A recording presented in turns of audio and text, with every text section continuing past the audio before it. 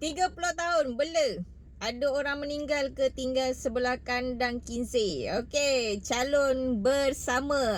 Dia ni Don Perling awak ni dah lah parti baru. Awak nak sekarang kami ni bersama-sama mempertahankan kandang Vavi ke macam mana?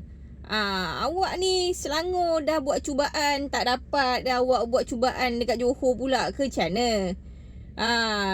Orang Johor. Siapa orang Johor? Ni kawasan ayah aku ni. Ayah aku ni dekat situ dekat Perling.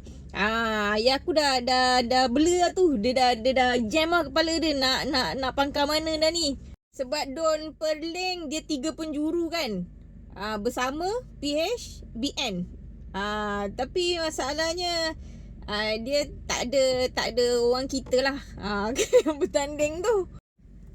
So untuk orang-orang di negeri Johor, bangsa JDT, kita ni memang kena perhati, kena tengok, kena alert, kena pandang kiri dan kanan.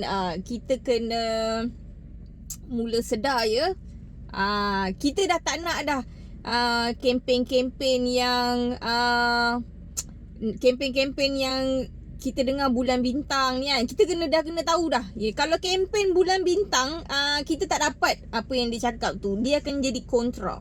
Kalau dia kata dia nak bagi kita sekian, kalau dia menang, tak ada. Dia reverse. Ni semua benda-benda ni setiap PRN ke, setiap PRU ke, kita terkena benda-benda yang sama je. Jadi macam aku cakap, sebelum kita nak mengundi kan, lepas ni kan, kita kena tengok sebelum dia orang nak berkempen ni kan, apa yang diorang bagi, apa kerja-kerja yang diorang buat, apa sumbangan yang diorang dah buat. Walaupun bukan kempen, diorang still menjalankan tanggungjawab diorang untuk rakyat. Kita kena tengok ni previous apa yang dia ada bagi, apa sumbangan dia untuk negara. Kalau yang kaki-kaki sembang kari ni semua, sembang Vavi terbang ni semua muka dia semua kita tak payah pangkah. Senang. Dan lagi satu, korang ni kan yang nak berkempen-kempen ni kan, aku sarankan lah kan, korang tak payah nak buat road tour pergi berkempen satu dunia, satu negeri ni semua, tak payah. Siapa punya tempat bertanding, orang tu je lah yang berkempen dekat tempat dia tu. Sebab dia lagi tahu pasal tempat yang dia pergi berkempen tu kan. Dan lagi satu, tak payah kot nak sembang pasal